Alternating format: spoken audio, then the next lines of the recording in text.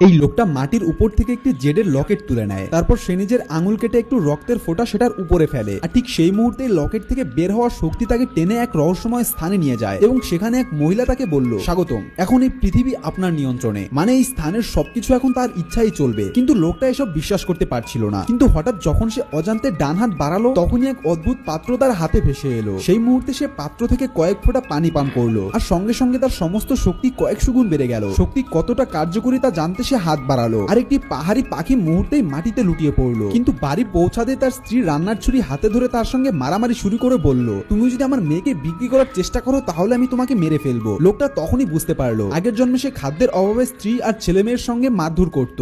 এই লোকটা মাটির উপর থেকে একটি জেডের লকেট তুলে নেয়। তারপর সে নিজের আঙুল কেটে একটু রক্তের ফোঁটা সেটার উপরে ফেলে, আর ঠিক সেই মুহূর্তে লকেট থেকে বের হওয়ার শক্তি তাকে টেনে এক রহস্যময় স্থানে নিয়ে যায় এবং সেখানে এক মহিলা তাকে বলল, স্বাগতম, এখন এই পৃথিবী আপনার নিয়ন্ত্রণে। মানে এই স্থানের সবকিছু এখন তার ইচ্ছাই চলবে। কিন্তু লোকটা এসব বিশ্বাস করতে পারছিল না। কিন্তু হঠাৎ যখন সে অজান্তে ডান হাত বাড়ালো, তখনই এক অদ্ভুত পাত্র তার হাতে ভেসে এলো। সেই মুহূর্তে সে পাত্র থেকে কয়েক ফোঁটা পানি পান করলো, আর সঙ্গে সঙ্গে তার সমস্ত শক্তি কয়েকশো গুণ বেড়ে গেল। শক্তি কতটা কার্যকরী তা জানতে সে হাত বাড়ালো, আর একটি পাহাড়ি পাখি মুহূর্তেই মাটিতে লুটিয়ে পড়লো। কিন্তু বাড়ি পৌঁছাতে তার স্ত্রী রান্নার ছুরি হাতে ধরে তার সঙ্গে মারামারি শুরু করে বলল, তুমি যদি আমার মেয়েকে বিক্রি করার চেষ্টা করো তাহলে আমি তোমাকে মেরে ফেলবো। লোকটা তখনই বুঝতে পারলো আগের জন্মে সে খাদ্যের অভাবে স্ত্রী আর ছেলে মেয়ের সঙ্গে মারধর করত।